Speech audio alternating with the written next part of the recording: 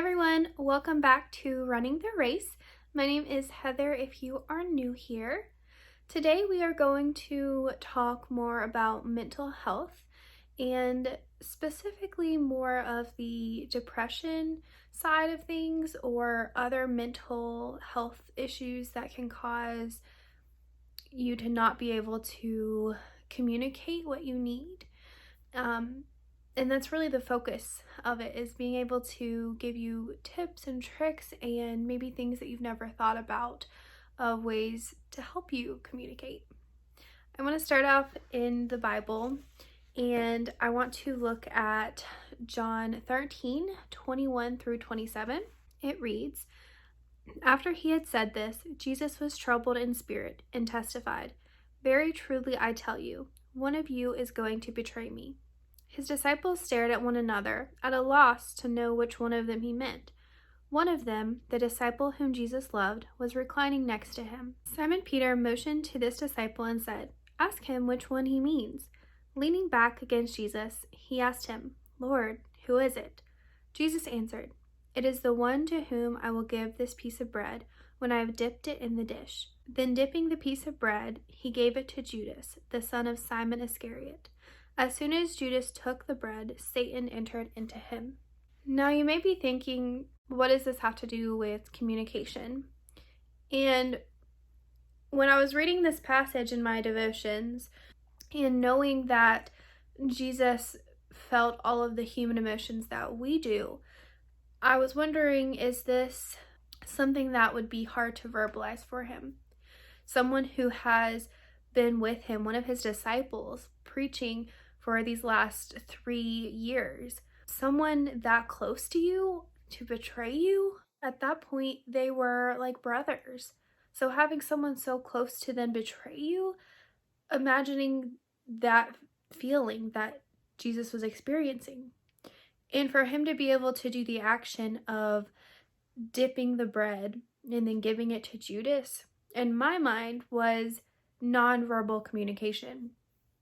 Because he could say, this action that I'm doing represents this, but to say, Judas, you are going to betray me, I feel like might have been hard for him. Now, I'm not a theologian, and I'm sure that there's a lot of theology on this passage, but for me, it just reminded me that there are other ways to communicate.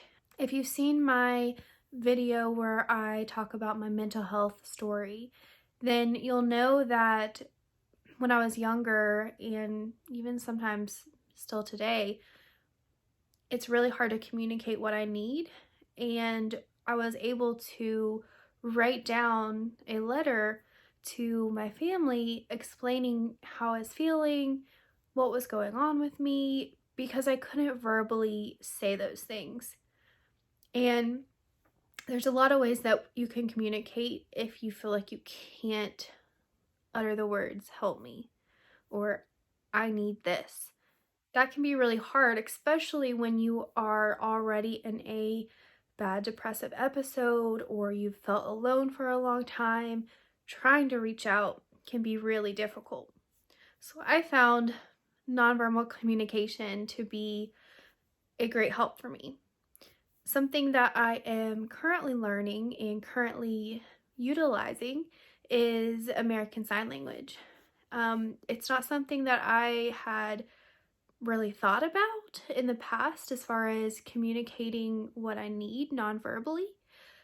But once I started learning it, I was able to really think about hey, I'm not doing so well right now, and I feel like I can't ask for help. But being able to use sign language to my family, I was able to communicate that I needed help and that I was struggling. Some other ways that maybe you can do this with your family or your friends or others that are close to you. If you don't know sign language, you can, of course, do the written communication, whether that is physically writing a letter or a note or maybe a text message. But something else that you can do with your family or someone that you're close with have a conversation with them when you are doing well mentally and explain to them, sometimes I need help, but it's really hard for me to say that I need help. Maybe you can buy a pack of sticky notes and you can just put a blank one on the bathroom mirror. And that could be a sign to your loved one that I'm not doing well at all. Or maybe you can put it on a coworker's desk that you're really close friends with. Establishing those signs beforehand, before you get in that really bad episode, will then also give you that comfort of, I don't have to verbally say what I need, because I now have the system set up to where if I do this action, I know that someone's going to help me. Finding those people that are close to you that you can feel like you can do that with can be hard. But once you have established those relationships, then it makes it a lot easier to reach out when you need assistance. So that is what you can do to initially say that you need help.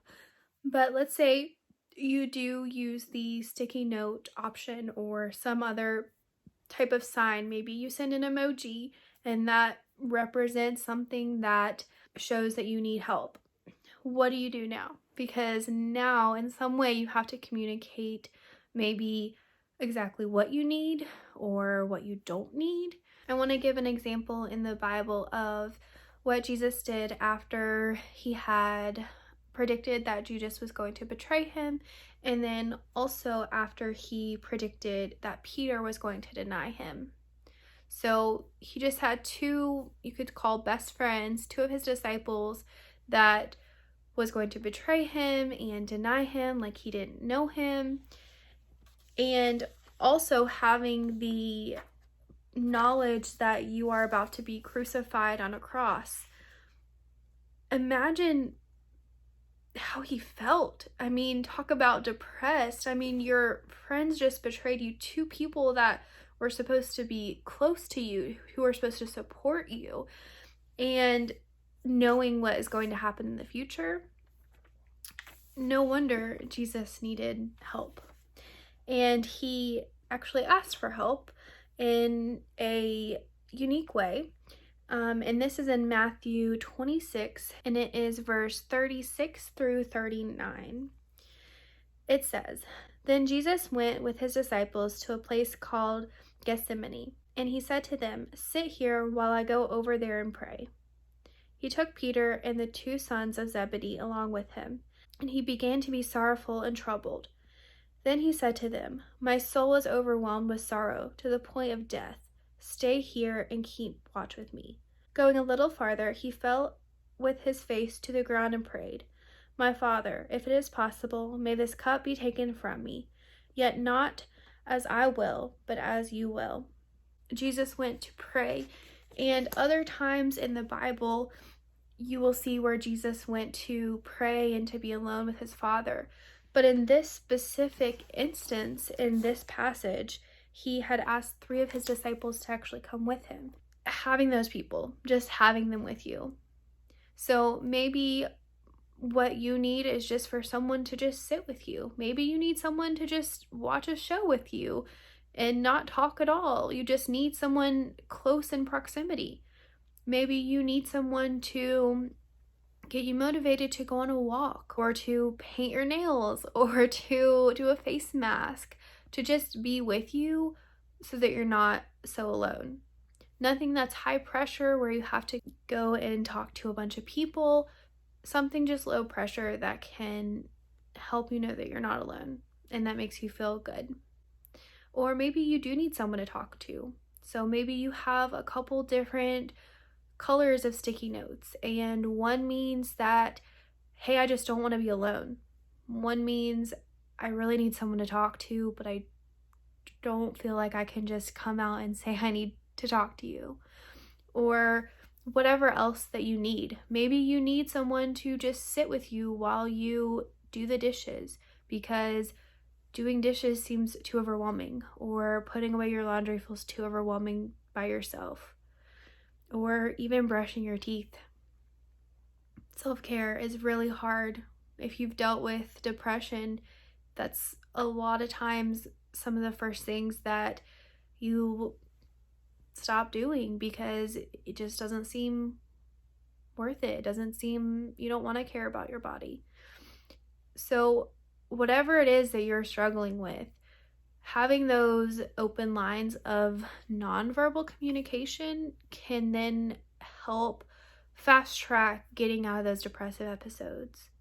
And of course, turning to the Lord, praying and seeking His face and reading His word is ultimately, He is who is going to help you. But sometimes it's too hard of a step to open your Bible and to read it or to pray. Sometimes you need those people that God has put in your life to just support you and just be there for you. I hope that this video has helped maybe change your perspective on ways that you can get help, or if you know someone who struggles with mental health, maybe you can offer these suggestions. You can say, hey, I've noticed, you've been a bit down lately. I've noticed that you haven't changed out of the same clothes in a few days.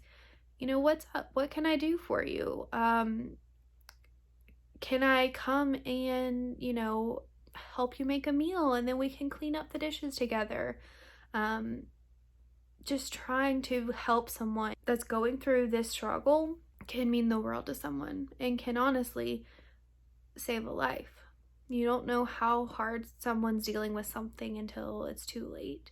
And I pray that you never experience the thoughts of not wanting to live anymore. And I pray that if you know someone who does struggle with mental health, that it never gets that bad. But being aware that those things do happen and being a support system or being able to ask for help is something that can truly save a life. I hope that you enjoyed the video. If you are subscribed and want to see more content from me, you can do so below. Or if you want to share this video so that other people can know how to get help. I will see you all next time, but until then, keep running the race, stay strong. I will see you next time. Bye.